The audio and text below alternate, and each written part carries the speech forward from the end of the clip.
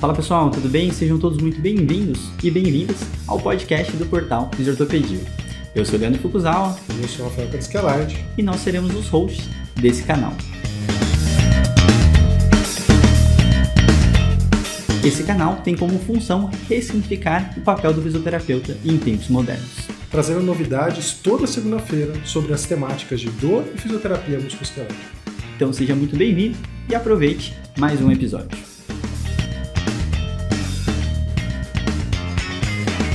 Fala pessoal, tudo bem? Antes de vocês assistirem o episódio, alguns recadinhos antes aqui para vocês se atualizarem dos produtos, do que a gente tem feito aqui no Fisiortopedia. Então, começando do começo, a gente literalmente está no mês de junho de 2024, então isso quer dizer que temos a Semana da Fisioterapia Esportiva, focada diretamente no assunto de prevenção de lesões e, ao mesmo tempo, a gente tem uma grande parceria com a SONAF e com a FEST. Então, a gente tem a presença aí de muitas pessoas bacanas aí da parte da elite da fisioterapia esportiva, né? Então, também, a partir de 10 de junho, vai estar à venda as certificações da coluna lombar para você que quer ser especialista de algum assunto específico, de algumas articulações e realmente aprimorar todo o seu entendimento prático e teórico em relação às articulações, né? Então, esse mês de junho a gente tem um lançamento de lombar, mês de julho já temos a de cervical, né? E já estamos preparando as próximas em si. Então, tá super bacana aí toda a nossa estrutura e todo o nosso conteúdo novo aí. Então, espero que vocês estejam gostando. Nossas pós-graduações sempre abertas, já estamos também preparando nossa pós-graduação de gerontologia e saúde da pessoa idosa. Então, a gente está preparando um super corpo docente aí, como sempre, um conteúdo programático fenomenal para você que quer atuar nessa área, né, totalmente numa crescente, certo? Então, fiquem espertos aí, muita coisa a fisioterapia está acontecendo. Outra coisinha que eu esqueci é que a imersão de inverno já está sendo preparada sobre agentes eletrofísicos. Então, vai ser nossa imersão, como sempre, né? Diversos assuntos para você poder se aprofundar em um curto espaço de tempo. Então, vai ser muito bacana, vocês podem interagir diretamente com os professores.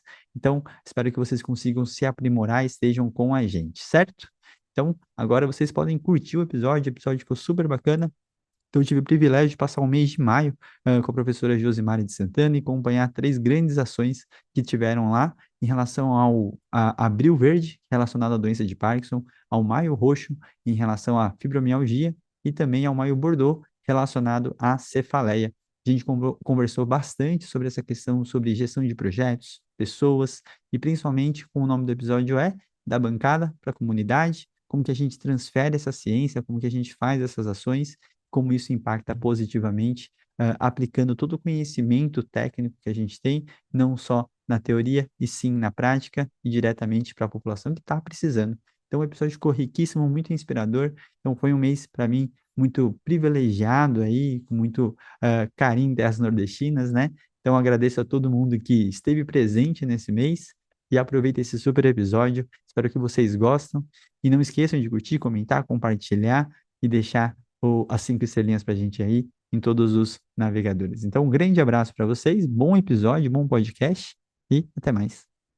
Fala pessoal, sejam bem-vindos a mais um podcast de Fisioterapia e hoje eu estou aqui diretamente de Aracaju, diretamente do LAPEN, o laboratório da professora Josi Maria de Santana. Então, estou num finalzinho de ciclo aí, passei o mês de maio aqui aprendendo. Então, são aqueles podcasts que eu gosto de gravar em loco. Eu sei que o áudio às vezes não fica tão bom quanto o que a gente grava, né, no dia a dia, mas eu faço questão de estar apresentando para vocês, né, um pouco do bastidor e um pouquinho do interno, né, da onde que surge grande parte das pesquisas e principalmente mostrando um pouco a rotina dos pesquisadores e alguns escolha dedo para estar do lado e estar aqui junto, né? Então, Josi, primeiramente, seja muito bem-vinda, como sempre, você já é da casa, né? Então, Josi, quem não conhece, está muito perdido aqui no Ortopedia. E queria agradecer primeiramente todo esse mês que você me acolheu aqui, recebeu. Foi um mês super especial de muito aprendizado. A gente vai conversar um pouquinho sobre todas essas dimensões de projetos que você faz, principalmente ligado da graduação para a extensão, né, para a comunidade. E literalmente, né? Mas primeiramente, dê boas-vindas para todo mundo, dê um olá para todo mundo. Olá, olá vocês que nos escutam. Muito obrigada pela atenção dos próximos minutos. Estamos aqui completamente à disposição para conversar com o Foucault sobre as nossas experiências e tentar deixar um pouco de contribuição sobre reflexões do dia a dia de uma pesquisadora, de uma cientista, de uma servidora pública que se dedica principalmente a levar resultados para a população. Muito bom. E esse episódio eu acho muito bacana, né? O que eu tenho feito recentemente, né, com algumas fugas de São Paulo, né? Tem questões pessoais, profissionais, né, e de pesquisa, científicas também. Tenho passado um tempo no laboratório, qualquer tempo eu gravo um específico sobre essas jornadas que eu tenho feito, mas acho que o mais importante é de estar aqui registrando o que eu vi e o que a Josi tem feito aqui, né? Então, eu acho que nessa questão de contribuição, né? A Josi que já fez muita pesquisa de base, já fez muita pesquisa mais laboratorial, tem hoje uma grande preocupação em estar entregando para a comunidade. Eu acho que quando a gente fala de graduação, principalmente numa federal, né? Então, acho que é bom falar um pouquinho do curso da federal aqui, né, de Sergipe, entender um pouquinho dessa história e até, se quiser, já direcionando como que você foi indo nessa direção, né, de ações um pouco mais para a comunidade. Acho que isso é muito bacana, porque é o que acho que a pesquisa precisa fazer, né? Levar para quem precisa, e esse contato direto é uma das coisas mais ricas que tem na hora que a gente vai falar de conhecimento, né? Então, Josi, por favor, fique à vontade para contar um pouquinho dessa história, sua jornada aqui dentro e um pouquinho dos projetos. Muito obrigada, Foucault. Muito obrigada principalmente pela oportunidade, obrigada pela sua presença aqui com a gente. Certamente é um marco, certamente é uma virada de chave. Para mim foi um prazer, na verdade, mas acho que é uma virada de chave principalmente para os alunos, né, que tiveram o privilégio, o grande prestígio da sua presença e da sua interatividade, da sua conversa franca, horizontal e com a visão extremamente aberta. Então, só para começarmos essa conversa também agradecendo pela sua presença.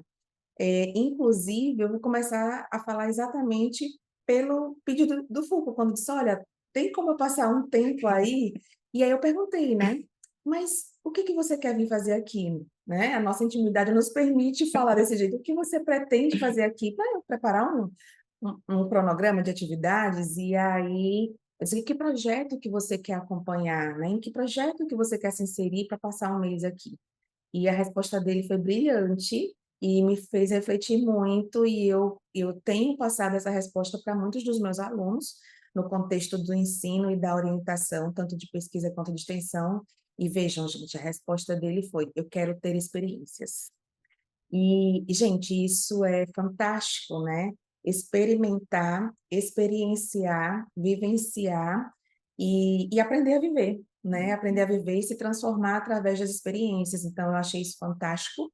E a experiência que nós vivemos aqui nesse mês, que foi muito intenso, o mês de maio, com a presença do Foucault, foi exatamente sobre isso, né? Passar por diversas experiências, né? Que foi do ensino dentro de uma sala de aula, né? Com reunião, com imersão, com discussão de planejamento, de desenvolvimento de grupo de forma coletiva, até ações diretamente para a comunidade, dentro da comunidade sergipana, ou seja, onde essa comunidade está. Então, nós passamos por atividades desde parques a céu aberto até shopping, né? Então, isso tudo fala exatamente de experiências e o quanto que a gente na academia tende a aprender exatamente com essas experiências, né? Então, isso tem ressignificado sobremaneira a minha carreira. Cheguei aqui na Universidade Federal de Sergipe no ano de 2008, em setembro de 2008, mais propriamente eu tomei posse aqui na UFS, e agora esse ano estou fazendo 16 anos de casa, 16 anos de departamento de fisioterapia, ascendendo na carreira, hoje como professora associada há 4 e preparando o meu memorial para me tornar titular.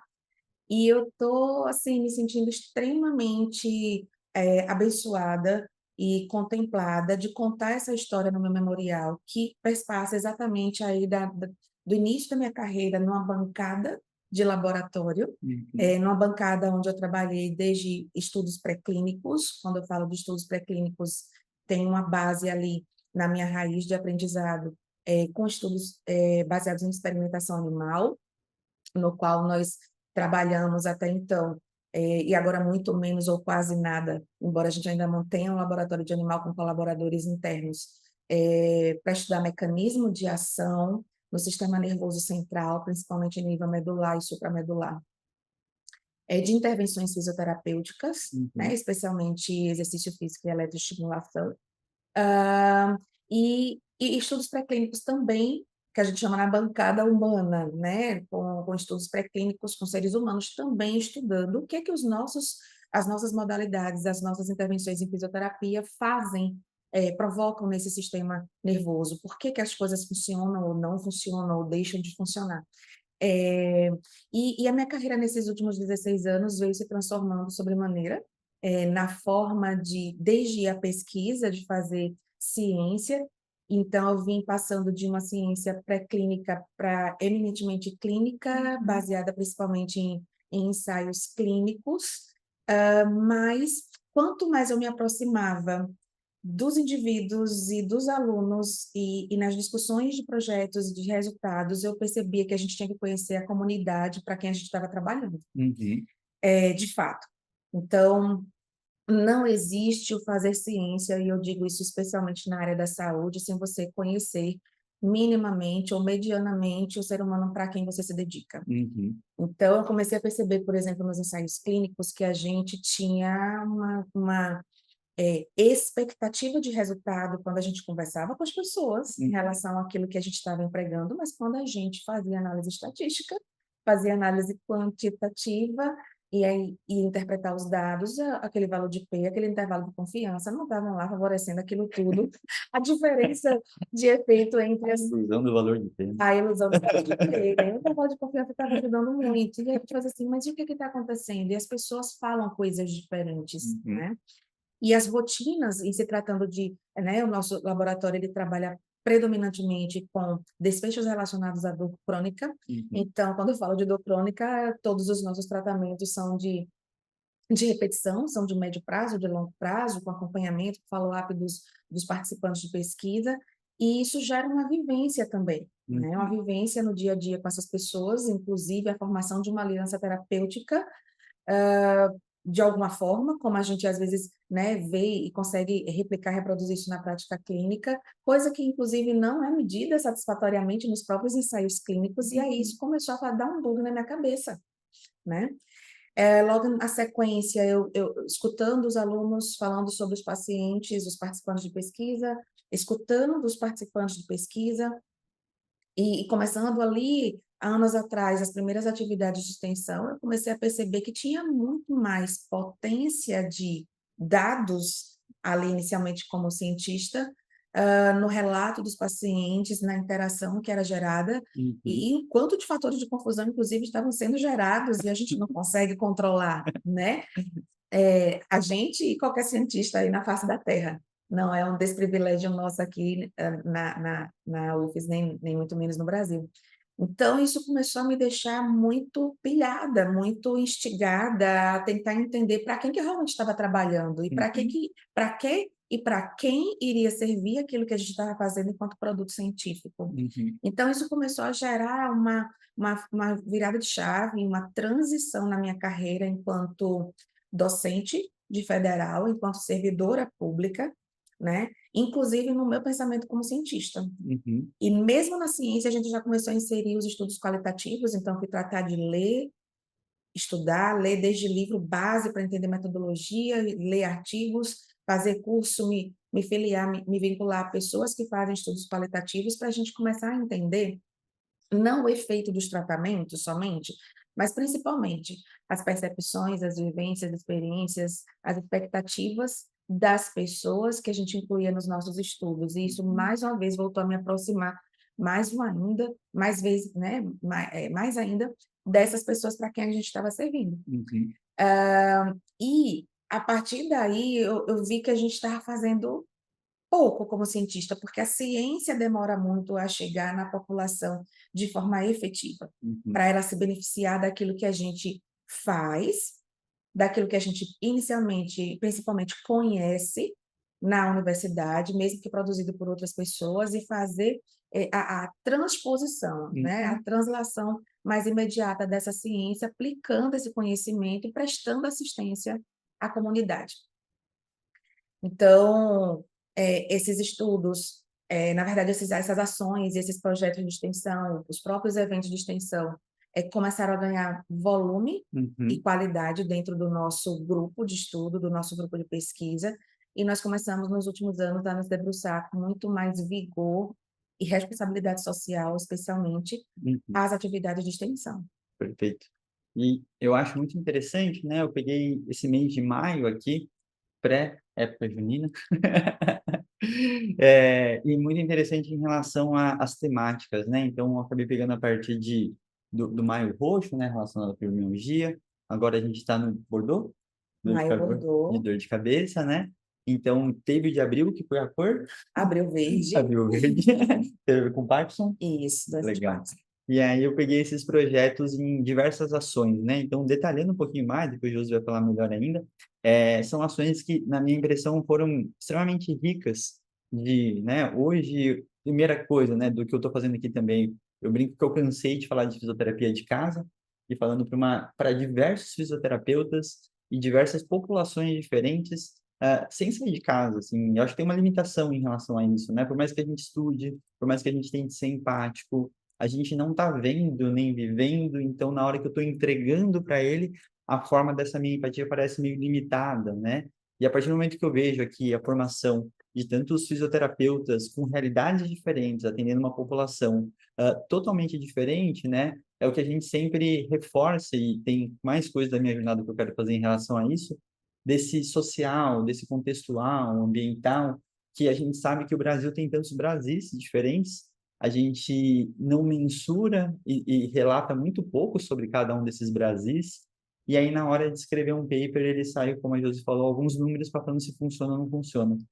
Então, no final, a gente sabe tanto que os fatores contextuais ambientais influenciam, mas a dedicação para se medir isso, para se falar sobre isso, acaba sendo pequena, né? Então, é muito bacana ver projetos que não necessariamente vão virar pesquisa, mas estão diretamente sendo entregue. Ontem mesmo a gente estava lá, teve mais de 12 horas de ação lá no shopping, né? Então, diretamente nessa cara do povo, então tem de tudo, né? Várias histórias das melhores, as mais cômicas, que depois a gente não precisa entrar em detalhes. Quem viveu, viveu. E eu acho que isso é aquela coisa real, né? Aonde, obviamente, né, não desmerecendo nenhuma outra pesquisa, mas nesse front, assim, você está de frente de cara com essa problemática, né? Você acaba tendo alguns insights e entendendo do tipo, tá, eu estou servindo diretamente a essa população dita, né? Então, eu acho que até eu, como pesquisador, assim, também tenho isso de quero mensurar tudo, vamos quantificar, vamos colher de uma forma, mas no final tem coisa que eu acho que é para ser vivida e aprendida para depois isso ser transformado, né? Então eu acho isso extremamente bacana, né, Josi? E teve as rodas de conversa com diversas populações, então aquele momento que se deixasse esse paciente ia ficar horas e horas, né? Sim, sim. Teve uma das rodas de conversa, teve mais de 50 pacientes lá de fibromialgia, e você fala assim, caramba, muita gente, né? Então, assim, isso é extremamente bacana, um lugar de escuta, um lugar de acolhimento. E acho que uma das coisas que eu queria que você falasse também o movimento da fibromialgia aqui em Sergipe e Aracaju é extremamente diferente, autônomo pela minha visão. E acho que são coisas que, quando a gente expressa isso, pode também difundir para outros lugares, né? Então, acho que é legal explorar um pouquinho mais detalhado cada ação, como que elas foram pensadas, né? Alguns faziam parte de pesquisas, outros nem tanto, mas tem um marco, né, em relação a essas condições, como você falou, crônica, e que a população está cada vez mais entendida, mas também tem os desentendimentos no meio, né? Então, acho que detalhar um pouquinho mais, se quiser falar a particularidade das populações, né, escolhidas e das ações, acho que seria bacana para o pessoal entender um pouco o que foi vivido aqui em maio. Perfeito, vamos lá, vamos nos organizar aqui enquanto a gente fala diretamente com vocês. Eu posso talvez dividir em três grandes momentos e suas ações. Nós fizemos três ações, que são campanhas, nós aderimos a campanhas nacionais e internacionais, que levam o nome de um mês e que levam o nome de uma cor, como nós na área de saúde conhecemos, e assim a gente adere a campanhas nacionais e traz essa realidade para dentro do nosso grupo de estudo.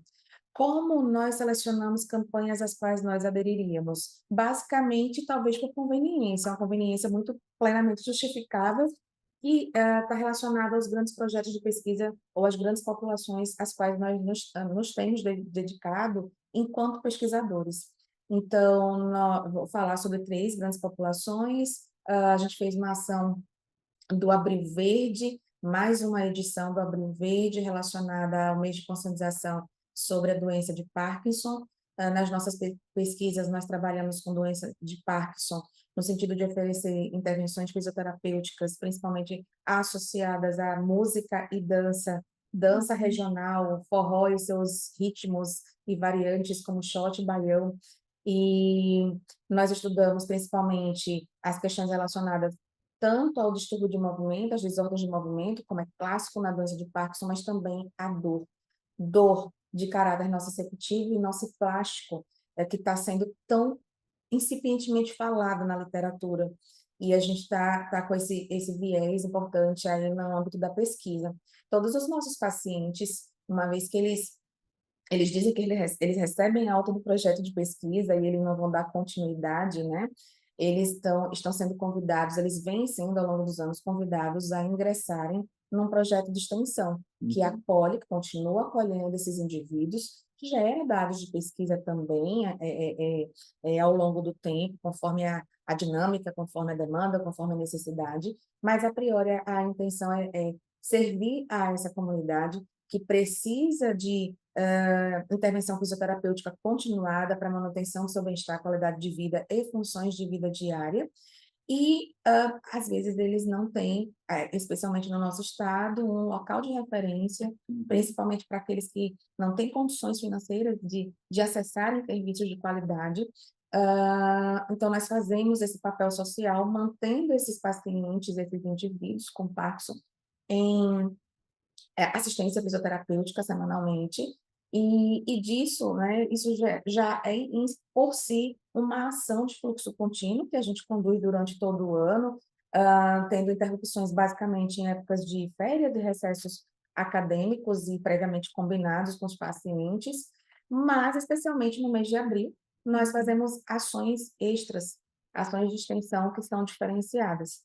Então, esses pacientes recebem a assistência durante o ano, também participam de várias apresentações, então aí a gente tem um papel de reinserção social ou de inserção, porque você só reinsere aquele que estava inserido, mas dentro de um contexto de apresentações socioculturais, e de palco, né? Essas pessoas, elas estão sendo inseridas num contexto totalmente diferente das suas realidades de décadas vividas, então os nossos pacientes do projeto de extensão, eles participam de apresentações culturais, eles agora já estão muito acostumados com seus figurinos juninos, que se remetem à cultura do Nordeste. Eles abrem eventos e fecham eventos, e agora já querem conversar sobre ônibus para levar para fora do estado, né? Então, isso gera, inclusive, a capacidade de sonhar novos sonhos, de desejar novas coisas, né? E isso faz parte exatamente desse papel de transformação social e de ressignificação do viver que a academia, especialmente dentro do âmbito federal, do serviço público, tem a fazer pelas pessoas que são assistidas ou que são potencialmente assistidas, né?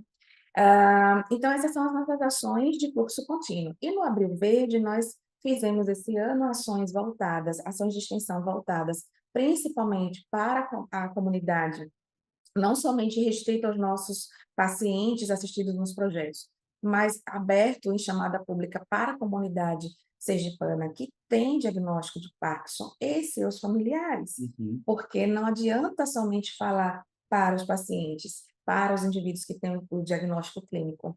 A gente tem aprendido muito na vivência e na escuta ativa e qualificada com essas pessoas sobre os vários contextos familiares e sociais, né? Daqueles que são extremamente protegidos num lado e daqueles que são totalmente desassistidos, mas principalmente desacreditados e julgados na outra ponta. Então, são várias realidades diferentes. Dessa forma, nas nossas ações, especialmente voltadas desde rodas de conversa, né, guiadas por um roteiro previamente determinado, mas também aberto totalmente ao improviso e ao atendimento das demandas que surgem no momento, A gente faz essa roda de conversa com as pessoas que têm Parkinson e com seus familiares. Então, a gente enche a roda de conversa, enche uma sala com 60, 70 pessoas que têm problema de saúde, e as pessoas que terminam entrando e sendo envolvidas nesse problema de saúde, então, cônjuges, filhos, nós temos tido presença de sogros e sogras, né? E eu acho isso extremamente interessante e válido de se ressaltar, e o quanto que, inclusive, essas pessoas querem realmente entender mais sobre aquilo, eh para ajudar a lidar com aquele Uhum. problema. E uma coisa que é importante de destacar, principalmente nas repetidas, e sucessivas rodas de conversa, não somente com a população de Parkinson, mas com todas as outras que a gente tem feito, o quanto que é interessante observar e apreciar a linguagem de identidade Uhum. quanto aos problemas vividos, Sim. e a sensação que também percebemos a partir das falas, dos diálogos e das atitudes relacionadas a uma sensação de pertencimento a um grupo. Uhum. Um grupo que muitas vezes é desconhecido, porque a maioria das pessoas que chegam para a gente com essas condições se sentiam sozinhas, porque nunca tinham conhecido, antes de acessarem os nossos projetos, uma outra pessoa com o mesmo diagnóstico e com as mesmas limitações e restrições. Eu fico imaginando, né, e o que eu escutei muito é isso, né, nessa sensação de você ter uma sala cheia e a pessoa ter essa liberdade de falar sobre seus problemas e ter muitas questões em comum, né, eu acho que esse momento a pessoa se sente mais abraçada do que tudo. Então, ainda mais por Aracaju ser uma cidade menor, a chance deles poderem se viver, conviver e conseguir entender, né? Eles acabam formando seus próprios grupos. Então, eu vi muitas amizades sendo criadas nesse processo, né? E esse processo de união e partilha de uma problemática em comum é total potencializador para essa ressignificação da vida, né? Independente da condição, que se aconteça de uma forma mais potencializada mesmo, né? Mais interessante e não apenas com o sofrimento isolado e sozinho da pessoa, que acaba sendo sempre um potencializador de todas as queixas e sintomas, né, Josi? Sim, certamente. Isso é facilmente notado, seja nos pequenos grupos, seja individualmente, ou seja nos coletivos maiores, quando nós fazemos essas ações mais ampliadas, né, nas nossas ações de extensão, que são abertas à comunidade. E é muito potente. Isso é de muita força, né, nesse processo de ressignificação da própria existência. Uhum. Talvez a gente possa parecer que está entrando por um lado mais filosófico, mas a filosofia, inclusive, faz parte da nossa Total. existência, né, Filosofia é a ciência, base, é né? a é a base da nossa existência, né, é o pensar filosófico, Uhum. e eles têm formado, na verdade, novos grupos que são hoje autônomos e independentes da nossa existência enquanto projeto. Uhum. Então, veja, isso é mais um impacto social que, na maioria das vezes, não é mensurado. A gente não vê isso acontecendo em pesquisa. Como é que a academia, como é que ações de ensino, Uhum. ações de extensão e pesquisa, na verdade, a gente faz tudo muito junto e misturado de alguma forma, Sim. né, aqui. E como é que isso realmente impacta, né, para além de verificar o que aumenta e o que diminui enquanto desfecho, né, que a gente faz muito bem isso na pesquisa, mas quais são realmente os impactos sociais, né, relacionais inclusive os impactos emocionais e espirituais que essas pessoas têm, né, Total. na sua existência.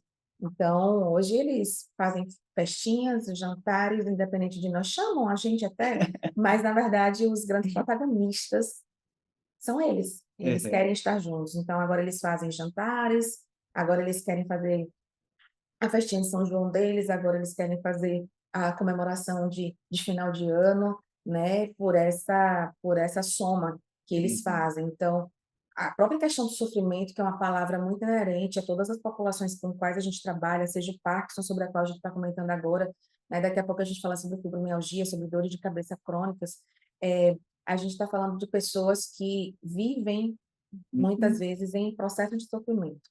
E é impressionante nessas atividades de extensão o quanto que esse sofrimento comunicado abertamente, sem ou com mínimas chances de julgamento, diferente do que as pessoas encontram na sociedade, no dia a dia por onde passam, às vezes inclusive dentro das suas casas, Uhum. né, convivendo com pessoas que não tem o problema, Sim. o quanto que esse sofrimento que é comentado, contado, que é detalhado, ele parece que na partilha e na identificação desses problemas comuns, ele é totalmente amenizado, Uhum. né? A sensação que a gente tem, embora nós não tenhamos o problema, é que entre eles o problema é minimizado, porque tem outras pessoas que também passam por aquilo e eles passam a gerar exatamente esse novo grupo, esse novo nicho, né, de convivência. Então, as rodas de conversa elas têm sido extremamente importantes, por mais que as pessoas se repitam ao longo das nossas ações nas rodas de conversa e alguns novos, né, sejam adicionados e retomando contação de histórias, sempre são novas experiências, sempre são novos encontros, porque são novas combinações de pessoas, então sempre são ações muito potentes, e direcionadoras, Uhum. inclusive, de novas atitudes, né, de novas formas de fazer e do viver.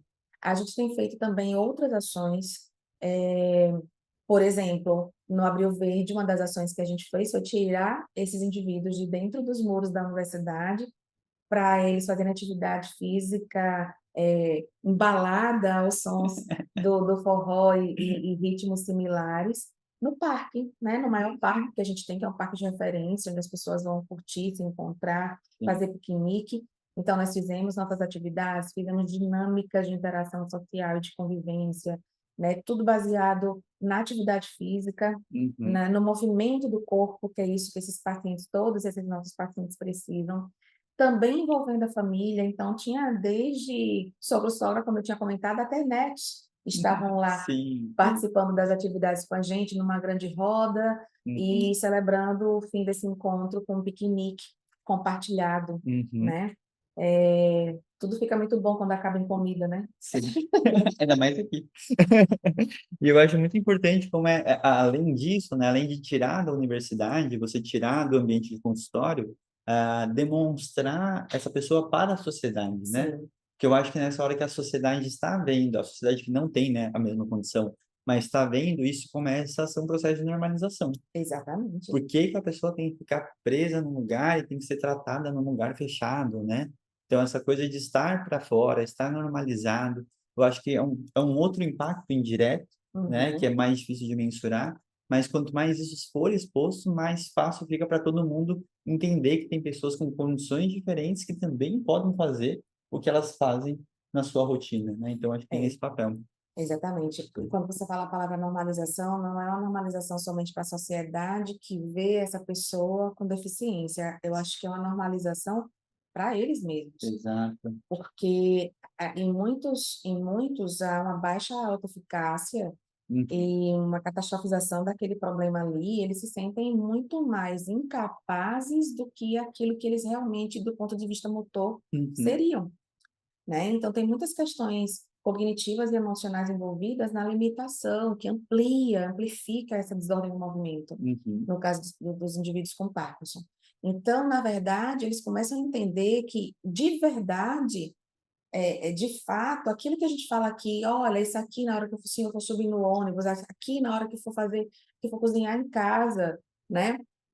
Aquilo, na verdade, é transferido para o ambiente onde eles realmente podem estar, uhum. que até acho que psicologicamente ou psicocognitivamente faz as pessoas pensarem diferente. "Não, eu consigo fazer isso porque eu vou lá, eu estou dentro da universidade, eu estou dentro de um esquema de ambulatório, de consultório, e eu consigo fazer isso porque eu estou lá, tem aquela Aham. estrutura e tem aquelas pessoas", mas e a ressignificação, exatamente dessa função, diária, né, das atividades de vida diária fora desse contexto. Uhum, Então, a gente trabalha, de alguma forma, também na normalização, de que aquelas atividades, elas podem ser executadas fora daquele contexto, daquele cenário, daquela estrutura, né. E a exposição, mostrar que essas pessoas, elas podem se mover, elas podem estar nos lugares comuns, elas podem sorrir, ser felizes, porque o riso é solto e aham. frouxo, então dá para ver nos nossos vários vídeos que nós fazemos ao final de cada ação e nós divulgamos nos nossos canais de mídia, o quanto que as pessoas elas realmente estão integradas e o quanto que elas estão inteiras enquanto estão ali naquelas dinâmicas e naquelas atividades. Então essa normalização, ela precisa continuar acontecendo, do nosso grupo, no nosso grupo, por outros grupos, né? E eu acho que especialmente a universidade, em toda a sua magnitude Uhum, e toda a sua complexidade e diversidade, tem um papel fundamental no prover desse tipo de ação. uhum, Inclusive, aproveitando o ensejo, né, para falar sobre uma particularidade da ação do Maio Roxo, sobre fibromialgia que a gente teve aqui, tivemos a oportunidade de, às vésperas do dia 12 de maio, que é o Dia Nacional de Conscientização sobre a Fibromialgia, participar de um evento organizado por pessoas que compõem o movimento de fibromialgia daqui do estado de Sergipe. uhum, E me convidaram como cientista, como fisioterapeuta, que é reconhecida como referência para o acolhimento e assistência fisioterapêutica dessas pessoas no estado.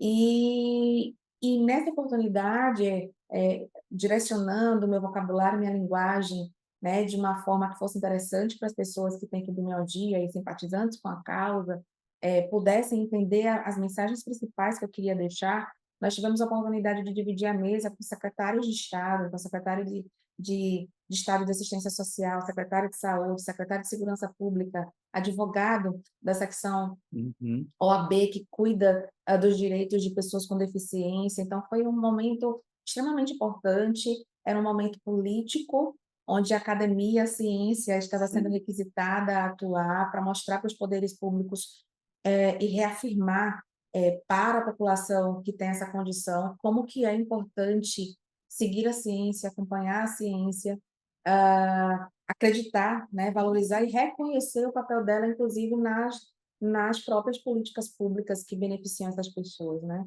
Então, a gente passou, por exemplo, nesse mês, por uma comunicação intensa com essas pessoas, no sentido de, enquanto lei estadual, terem direito à carteira, né, assim, que é a carteira que os identifica como uhum, pessoas com fibromialgia, para terem legitimado e efetivado seu direito, né, das prioridades.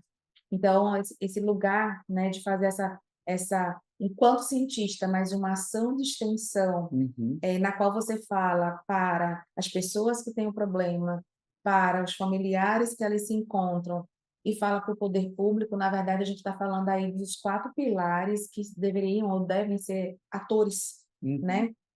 Cada um com seu papel, mas todos no mesmo objetivo, né, de prestar essa assistência, de melhorar a qualidade de vida dessas pessoas. Então, atividades de extensão também estão sendo feitas aqui no nosso grupo, junto aos poderes públicos, né? Nesse mês agora, de mais especificamente, tivemos a participação nesse evento junto ao movimento, mas temos feito também várias participações em Assembleia Uhum. Legislativa, tendo falas como cientista, como profissional de saúde, como fisioterapeuta, para endossar a fala das pessoas que têm os problemas. Me corrija se eu estiver errado, mas aqui, pelo que eu entendi, é o primeiro estado que está reconhecendo como uma deficiência, né?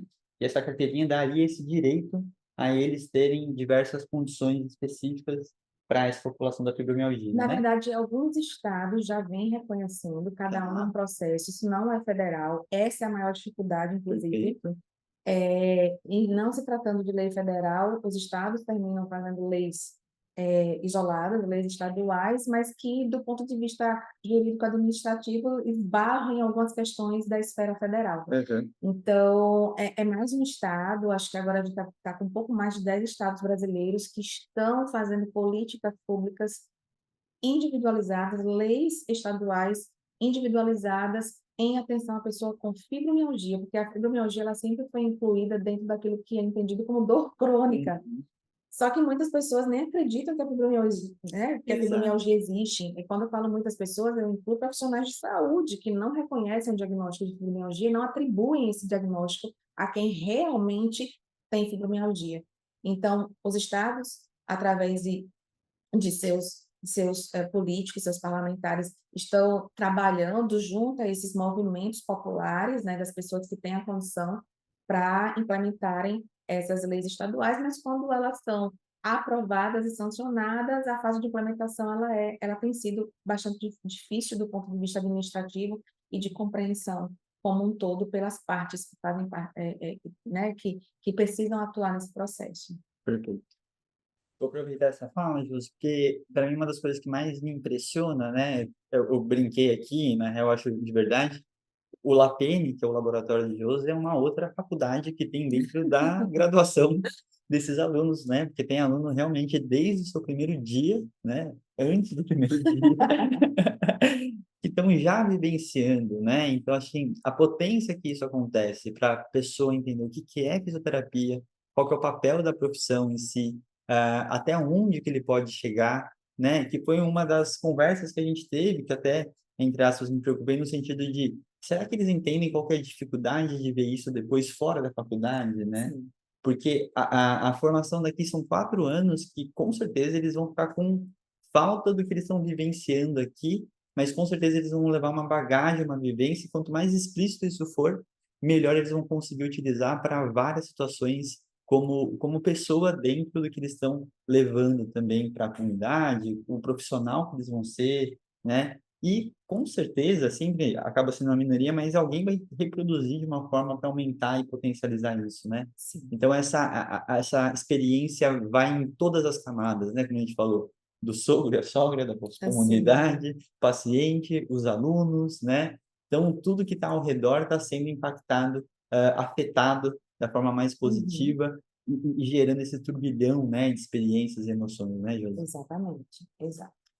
Uma outra questão que acho que é muito importante, estar falando muito, é quase que uma atenção centrada no indivíduo, né, só que em formato de extensão. Nesse sentido de pensar no indivíduo como o grande ator, o grande protagonista, ainda nas ações que nós fizemos, tivemos também evento científico Uhum, voltado para os pacientes, para as pessoas que têm um problema. Então, tivemos cientistas, educadores, professores universitários falando para as pessoas que têm o diagnóstico, uhum, né. Então, nossos públicos que normalmente são estudantes de fisioterapia, profissionais ou público mais multidisciplinar, profissionais de saúde, nós temos nos dedicado também a nessas ações, nesses meses coloridos que nós temos feito, a fazer evento científico, com informação científica, sim, de qualidade, com evidência científica comprovada, combatendo mitos, combatendo fake news e falando numa linguagem exatamente desse jeito, dizendo para eles que aquilo é mito, que aquilo não existe, que aquilo não existe mais, uhum, né? Que aquilo que se escuta há que se ter cuidado, numa linguagem, num vocabulário que seja plenamente acessível para que seja de fácil compreensão para eles. Mas uma outra coisa que a gente tem inovado também nesses eventos que são feitos de nós para eles, né, uhum, que nós oferecemos, convidando cientistas para falar para as pessoas que têm os diagnósticos clínicos e seus familiares, nós incluímos na edição desse ano pessoas que têm o problema dando palestra. sim, Então, sim, nós tivemos 2 pessoas, um homem e uma mulher, uhum, jovens, com diagnóstico de Parkinson, e que são influenciadores digitais, uhum, cada um com uma experiência de vida diferente, mostrando, que receberam, o diagnóstico muito precocemente, sim, muito cedo, e o impacto que aquele diagnóstico e o avançar da doença, mesmo numa idade muito jovem, já tinha causado nas suas funções de vida, 2 pessoas extremamente ativas e mostrando todo o processo de ressignificação, né, do próprio movimento humano e de suas funções, inclusive funções de trabalho, uhum, ambos, inclusive, se dedicando ao esporte, cada um na sua seara, um deles competindo, né, como pessoa com deficiência que legal, atualmente, que não competia antes de ter a deficiência, uhum, né. E aí é impressionante, né, trazer essas pessoas que já se comunicam nas redes sociais, que falam sobre os seus problemas, que gravam vídeos e que partilham suas experiências, inclusive participando de movimentos nacionais de pessoas com deficiência, e vieram falar para essa né, nesse evento, para essa população que se sentiu completamente, brindada, né, total, de ver que tem pessoas que têm o poder de fala, uhum. e o poder de fala para falar sobre os seus problemas e como, minimizar, como reverter, né, o impacto que aquilo ali causa na sua rotina diária. Eu achei incrível, porque na hora que você escuta o paciente falando sobre a própria condição, e até de uma forma científica, Até embasada, isso, né? até Eu cientificamente. acho que é aquela coisa do a gente sabe que as mídias sociais existem, a gente sabe que as informações existem, Então, por que não se aproximar dessas pessoas que já vão fazer esse barulho, né? Já tem esse lugar de fala, e eles literalmente vão falar cada vez mais embasado e sabendo que existe suportes e espaços para eles falarem dentro de um ambiente científico, né? É o que muito se discute quando eu passei lá em Diamantina com o Nonô, ele falou muito isso sobre essa questão de a gente precisa de mais congressos em relação que o paciente está lá, o tomador de decisão está lá, né? E até ia pedir para contar um pouco dessa questão dentro da fibromialgia, né? Eu participei de uma aula que a Josi deu para população, comunidade, lá tinha diversas camadas, né, em relação às questões políticas também, mas um Uhum. grande movimento que eu acho que totalmente essencial para fazer essa diferença que fica de cima para a população, né? Então, ou se conquista esse espaço, ou realmente é sempre um grupo que vai ser deixado de lado, entre aspas, mas um movimento que se enfraquece, né? Então, acho extremamente importante entender, né, mostrar que essas camadas são tocadas, são possíveis de ser tocadas, né? Então, acho que isso é muito interessante, né, Júlia? Exatamente. E aí, virando o mês de abril para maio, né, falando do Maio Roxo, Uhum, mais uma edição do nosso Maio Roxo, que aí é o mês de conscientização sobre a fibromialgia. Nós temos nos dedicado aqui no LAPEN, na UFS, há mais de 10 anos, aos pacientes com fibromialgia. De forma muito impressionante, eu comecei a trabalhar com pacientes que têm fibromialgia na assistência. Eu não comecei fazendo pesquisa, eu não aprendi a lidar, eu nunca tinha atendido um paciente com fibromialgia antes de entrar na UFS. uhum, Na iniciação científica, no mestrado, no doutorado, no pós-doutorado, eu praticamente nem sabia o que era fibromialgia direito. E aí essas pessoas começaram a aparecer, porque nós começamos a nos tornar, enquanto grupo de pesquisa, um setor de referência uhum, para atendimento de dores crônicas e as dores mais complexas. As pessoas com dores mais complexas começaram a bater a nossa porta, dentre elas pessoas com fibromialgia. Já existia um grupo da medicina, da reumatologia, que atendia centenas de pacientes com diagnóstico de fibromialgia no hospital universitário. Me aproximei desse grupo e nós começamos a absorver esses casos prestando assistência fisioterapêutica. Então, assim, o mínimo da atividade de extensão que a gente na área de saúde faz dentro da universidade é atender pessoas com aquele problema. A diferença é que a gente começou a atender muitas pessoas com aquele diagnóstico e não com vários diagnósticos na área de reumatologia ou musculoesquelética. E aí vieram as pesquisas na sequência, né? Minha experiência com fibromialgia até ali tinha sido com modelo animal, né? A gente estudando o modelo animal de fibromialgia para tentar entender o que era a fibromialgia. E aí, muito não intencionalmente, surgiu a fibromialgia. Acho que eu tinha que tratar esses pacientes, tinha que estudar realmente, né, de forma aplicada esse assunto. E esses pacientes começaram a chegar para a gente dentro do hospital universitário. Começamos com a atividade de extensão e aí rapidamente parei para tentar bolar o primeiro projeto de pesquisa relacionado a essa população. uhum. Então, nós temos feito o Maio Roxo, fizemos mais uma edição agora em 2024. Fizemos ações também, todas as nossas ações, gente, têm envolvido rodas de conversa, que é o momento ali de a gente se colocar com grandes ouvidos, né, e mentes acolhedoras para escutar o que essas pessoas têm a trazer para a gente. E isso não é um processo de doação. Não, Uhum. não é somente uma doação. Doar Não é o a nosso. caridade, Não é né? sobre caridade só. É sobre muita empatia, é Uhum, sobre muita responsabilidade social, mas não é só sobre caridade ou compaixão apenas. É também um processo de retroalimentação de nós, como docentes, pesquisadores, servidores públicos, né, para entender, inclusive, as mudanças de processo pelas quais essas pessoas passam ao longo dos tempos, o que está marcando, inclusive, mudanças de comportamento. A gente tem aprendido muito, a gente jamais aprenderia na ciência, lendo os últimos artigos de 2023 e 2024, aquilo que a gente já está ampliando como visão uhum, a partir do processo de extensão. uhum, Então, o próximo tópico que eu vou falar com vocês é sobre dores de cabeça. Os nossos resultados que estão saindo agora, em 24, 23, 24, sobre dor de cabeça, que estão submetidos no âmbito da pesquisa para revistas internacionais, foram de ideias que eu tive há 3, 4 anos atrás, uhum, conversando com essas pessoas, no momento que era provavelmente um caminho muito diferente do que todo mundo na área de dor de cabeça estava fazendo, e uhum. que tem a ver com a minha vertente na área de neurociência e a minha imersão, inclusive, na perspectiva mais qualitativa. Mas, em 2023, saíram os guidelines da Sociedade internacional que você fala é mostrando que o direcionamento é exatamente aquilo que a gente está saindo com resultado.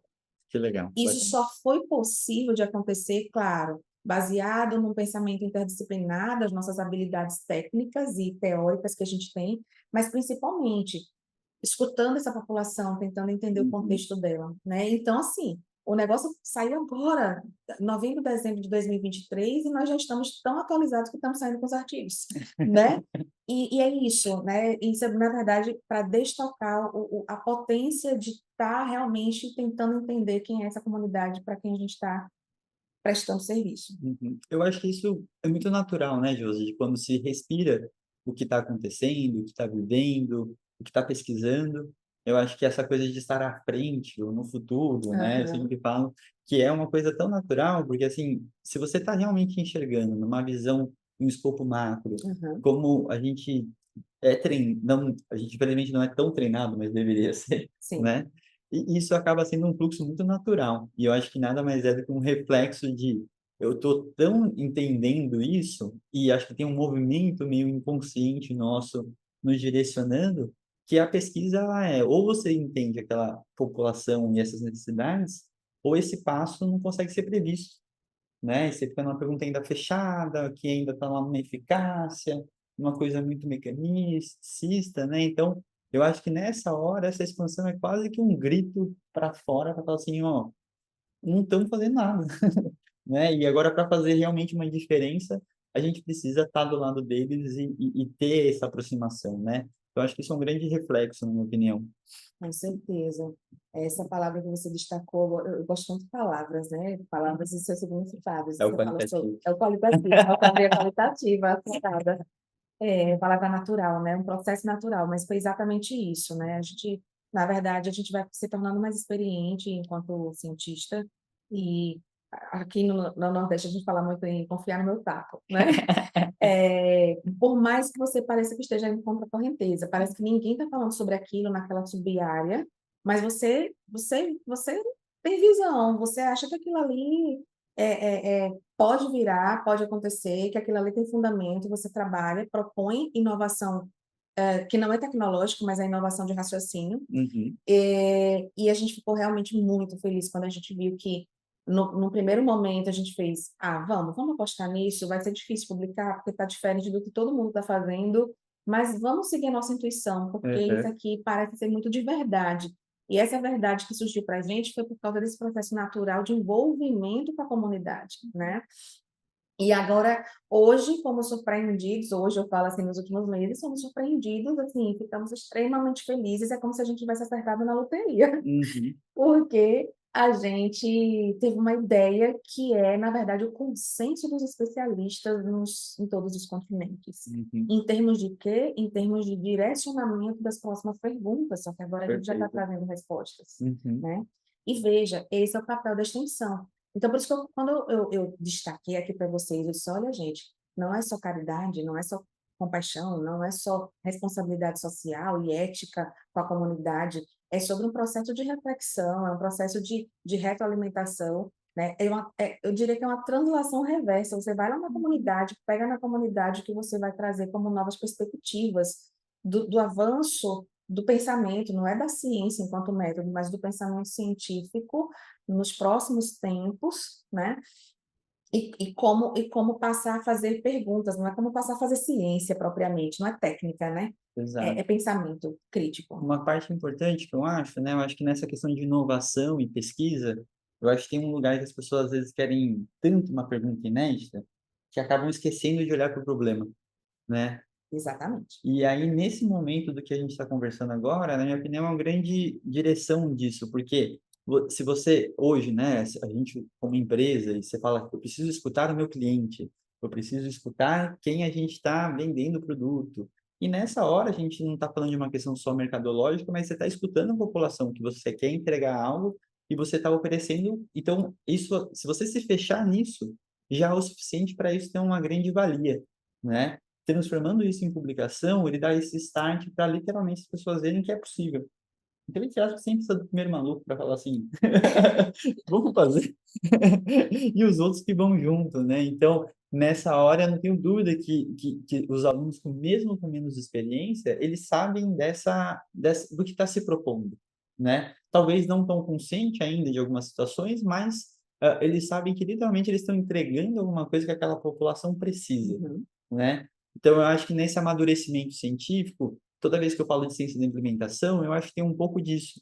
Quando se faz uma boa pergunta baseada num problema que está à sua frente, não existe se tem um paper igual ou não, então assim, não tem essa preocupação da pergunta inédita, da pergunta que nunca foi respondida, da ausência da literatura, não é sobre isso, né? Uhum. E sim sobre resolver um problema regional, local, né? Ou não importa a camada que se vai. Sim. Então, eu acho que isso acaba sendo uma boa reflexão para, principalmente, quem queira resolver algo, quem queira fazer algo, para literalmente potencializar e acreditar no que está se resolvendo, né? E aí depois é habilidade técnica de escrever isso num paper. Sim, e haja habilidade. Exatamente. Assim, eu tô me sentindo a primeira maluca em algumas linhas de raciocínio aqui, mas muito feliz, né? Me sentindo cada vez mais segura de fazer o que estou fazendo, mas também muito feliz de trazer os alunos juntos nesse processo. Perfeito.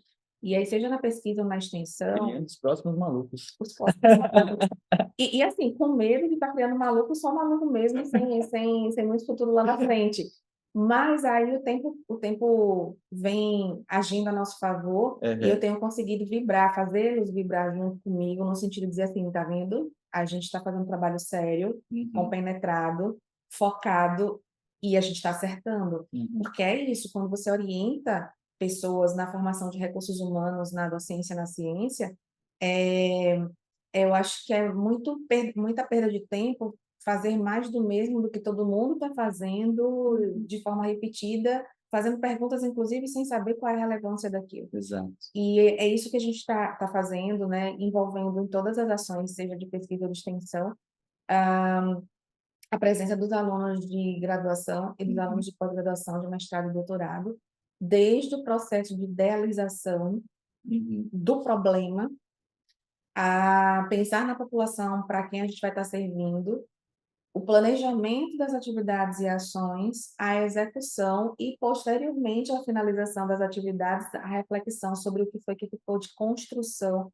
para as próximas etapas, né? Sim. Então, a gente sempre também faz esse processo de imersão e de reflexão sobre os conjuntos de ações que a gente vai fazendo. Então, termino também não só fazendo aí, botando à frente a minha veia extensionista, dos últimos tempos, né, a minha formação, de base, que foi na área de pesquisa, mas a gente sai da sala de aula para fazer dentro do nosso grupo de estudo também a extensão do ensino, Uhum. da formação de recurso humano, né, trabalhando o desenvolvimento de habilidades Uhum. que não são atreladas ou restritas ao conhecimento Não está duro. no currículo, né? Exatamente, aquilo que não está no currículo, mas que a vida exige no primeiro dia que você bota o pé lá no mercado, não importa a área de atuação que você vai exercer. Então, a gente tem desenvolvido várias habilidades, eu tenho falado muito sobre isso, né? O desenvolvimento de habilidades socioemocionais, a gente vinha falando muito sobre hard skill, soft skill, mas agora a gente já está lendo e falando sobre deep skill, que, Uhum. né, tem muito a ver com as habilidades intrínsecas da pessoa, metacognição, Uhum. toda a sua emoção e sentimento que lhe é peculiar, né? E como é que isso interfere no seu comportamento? Uhum. E o que a gente tem a fazer dentro da universidade, naquilo que a gente fala de formação de recurso humano, mesmo que seja para a prática clínica, que é a visão da maioria, né, para a prática clínica e fisioterapia, o que é que nós estamos fazendo?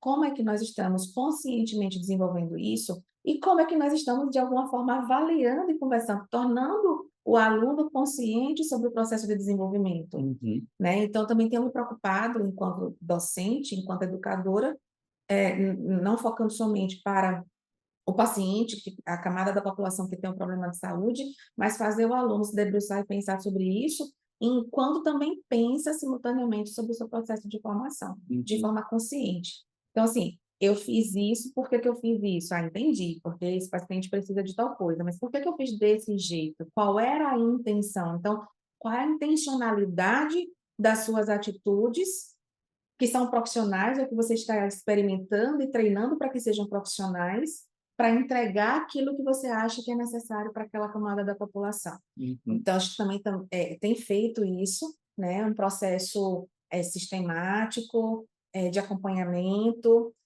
com os alunos, e toda finalização de atividade a gente junta para fazer uma escutativa não mais com a população de pacientes, mas agora com a população de alunos, né, direcionando praticamente rodas de conversas internas para a gente ressignificar o processo do desenvolvimento, não é só o aprendizado, mas é entender para que lado se desenvolveu, como desenvolveu e como é que aquilo ali pode ser aplicado na carreira, né? Uhum. Então, a gente tem falado sobre como esses comportamentos adquiridos conscientemente nas ações vão ser aplicados lá na frente. E isso é importante do ponto de vista da condução dos líderes de grupo, Uhum. para que os alunos saiam daqui sabendo onde foi que eles aprenderam o que eles aprenderam. Uhum. Porque daqui a 5 anos, quando eles forem se formar, eles vão achar que é o resultado de um conjunto de coisas que foi feito e não sabe pontualmente onde que aquilo ali foi trabalhado, né? Onde cada ação fez sua diferença, né? Onde cada ação fez sua diferença, onde cada estratégia pedagogicamente pensada do ponto de Uhum. vista de formação teve ali o seu significado, né? Então, eles têm participado de todas as etapas comigo, eu faço a corresponsabilização, especialmente dos alunos de pós-graduação. E, assim, eu queria até destacar no âmbito da academia, que é incomum que alunos de pós-graduação estejam tão envolvidos em atividades de extensão, Sim. né? A priori, dentro desse tripé da academia, ensino, pesquisa e extensão, a extensão ela é, ainda em 2024, marginalizada. Uhum. Ela é uma atividade que é predominantemente feita pelo professor de um curso, de um Uhum. departamento, e seus alunos da graduação. Uhum. Então, todas as nossas atividades de extensão, elas perpassam pelos níveis de orientação da minha parte, colaboração com alguns outros professores que são queridos e nos ajudam nessa transversalidade e interdisciplinaridade do pensar e do agir, e os alunos de graduação e pós-graduação sempre envolvidos, né? Muitas Uhum. vezes, inclusive, com ações que são horizontais, que têm o mesmo nível de correspondência na execução das atividades, né? Para não parecer sempre aquela coisa verticalizada, que ali demanda, o, o pós-graduando lidera e o graduando executa, Sim, né? sim. Então, você esteve aqui com a gente e viu tanto que, inclusive, eu, como líder, estava ali, mesmo que mais no papel de observadora, para ajudar esses alunos a desenvolverem um perfil de autonomia e liderança de ações, né? Mas estava ali participando, muitas vezes igualmente como eles, né? Nas atividades que tinham sido propostas nas nossas ações.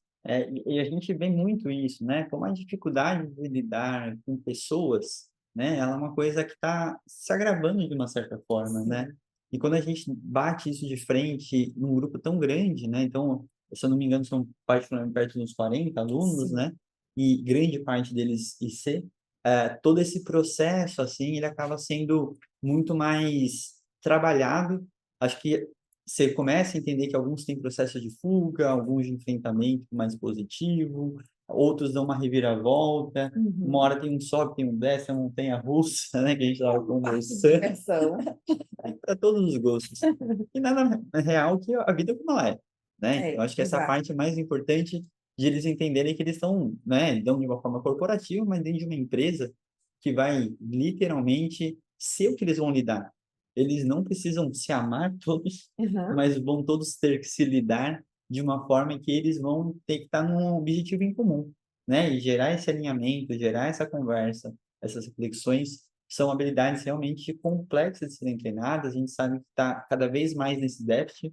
Quanto mais a gente conversa com profissionais, a gente vê essa ausência e dificuldade de achar pessoas com essas habilidades, Uhum. né? Então, acho que tem uma transformação e um conflito de geração sempre, né? Uhum. Mas eu acho que tem um momento muito de entendimento sobre essa geração que vai se dificultando e a cada vez o jogo por uma peça ou outra muda tanto, né? Que quando não se para olhar de uma forma mais distante, você não, ou está sempre no meio do bolo, você não consegue estar resolvendo, né? Então, olhar de dentro para fora para dentro, né? Um pouco de cada, sempre é uma via de potencializar isso, né? Júlio, a gente está indo para os momentos finais aqui, né? Eu sei que tem muito mais história, foi um mês muito intenso, né? E muito. Mas eu acho que é sempre legal aquele finalzinho de deixar dicas e direções para quem quer fazer isso, né? Acho que como o nosso portal aqui sempre tem educadores fazendo, educadores que estão iniciando com essas mesmas vontades, mas não sabem por onde começar, né? A gente fica sempre muito feliz de ver vários alunos, principalmente que foram nossos alunos de fisioterapia, estão hoje aqui, né, nas universidades, nas faculdades, e eles agora são os formadores, né? Mas independente. Dicas para esse início, né? Além de paciência, calma, tudo. Dicas que você falaria para esse pessoal que quer fazer, né? Independente da camada que eles estão. Olha, eu acho que a palavra de ordem é gostar do que faz, Uhum, né? Enquanto líderes, enquanto formadores, eu acho que a primeira coisa que a gente tem que pensar é o que que eu gosto de fazer. uhum, Porque quando a gente gosta de fazer, a gente já tem talvez pelo menos ali os 50%, que é os 50% da motivação, uhum, pelo menos a motivação interna. E aí, quando você tem motivação interna e você se comunica, você tende a motivar outras pessoas que vão te retroalimentar externamente, né? Manter essa motivação externa, e aí vai formando o seu grupo, o seu nicho. Para que a gente facilite o trabalho da disciplina, sim. né, que seria pelo menos aí os outros 50%.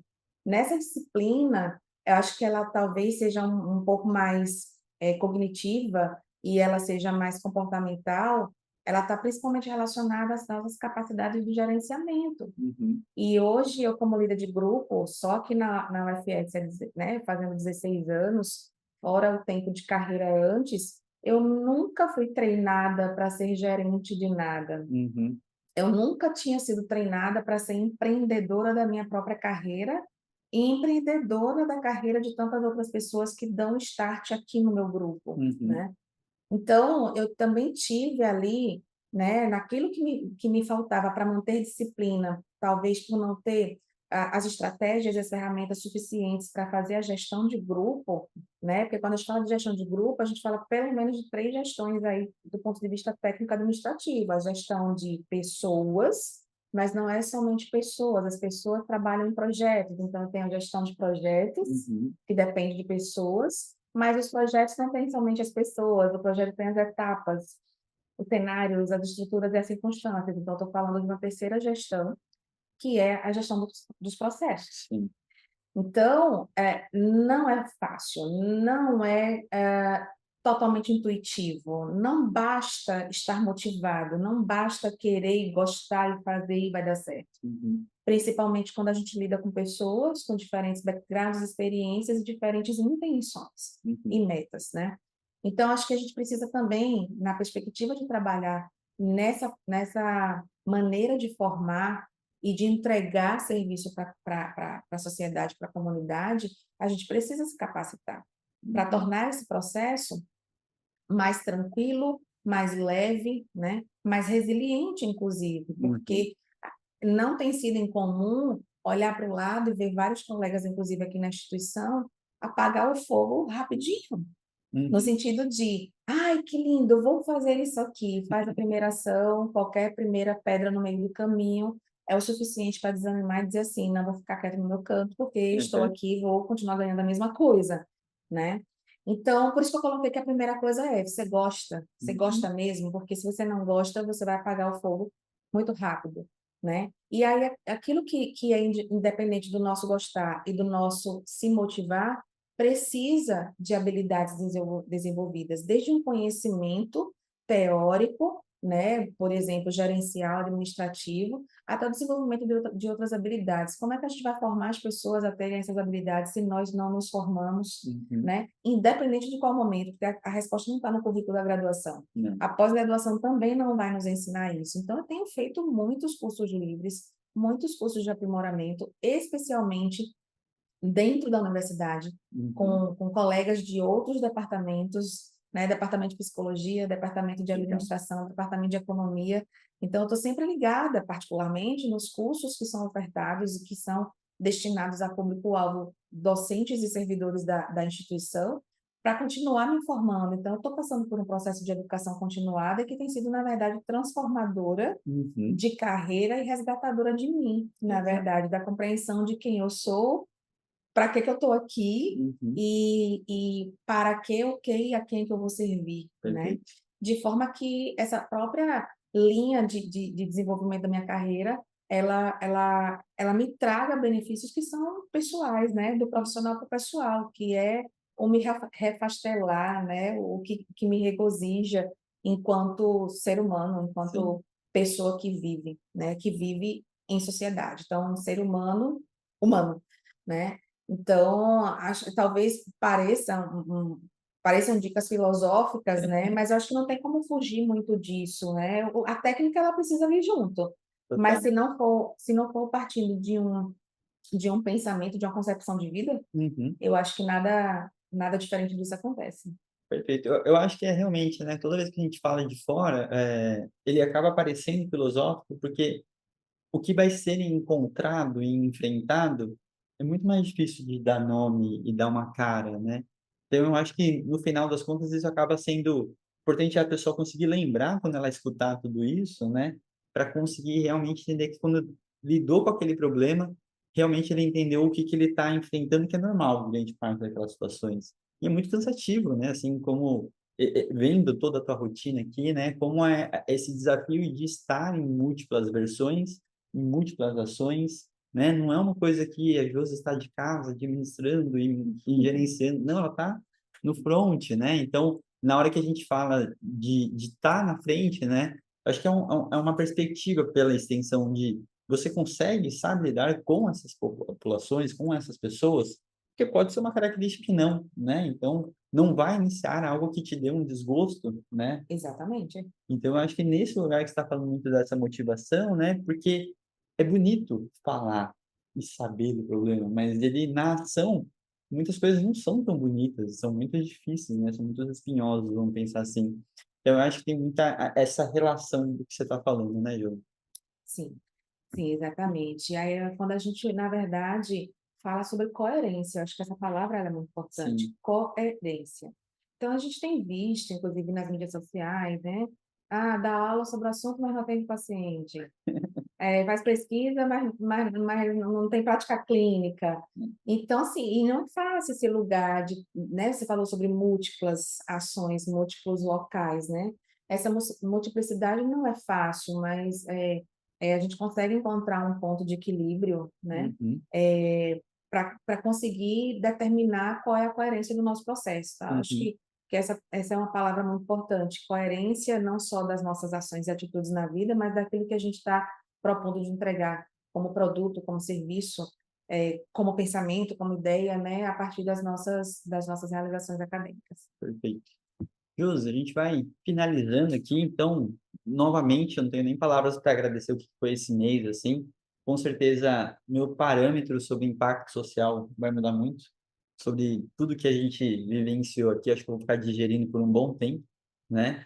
E devagarzinho a gente vai entendendo como que a gente coloca isso em ação, em prática, mas principalmente por todo o acolhimento, assim, né? Então, acho que é uma grande lição. Josi é uma daquelas pessoas que a gente admira de fora, quando está aqui perto admira mais ainda, né?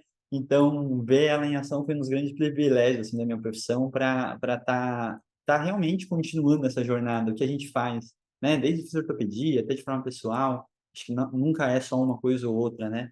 Então, só agradecer mesmo todo esse papo, todo esse mês.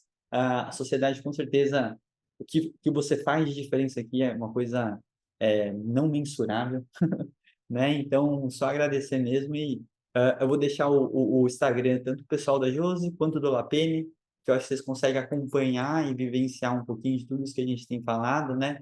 Então, o grupo de pesquisa tem uma história muito longa e muito bacana e muita gente rica, né? Então, conforme algumas coisinhas vão saindo aí, eu tenho certeza que eu vou trazer devagarzinho para mostrar resultados das pesquisas e tudo mais, que eu acho que isso é uma das grandes questões. Mas é isso, Josi. Mensagem final aí para a gente fechar o episódio. Basicamente, agradecer pela oportunidade de não falar sobre avaliação da dor, sobre prática baseada em evidência para manejo da dor crônica, sobre exercício físico, sobre eletroestimulação, Uhum. mas falar sobre as coisas reais, né, da vida, que fazem a roda girar e a gente parar para entender esses assuntos aí, né? mais catedráticos Uhum. e a priori mais interessantes, né?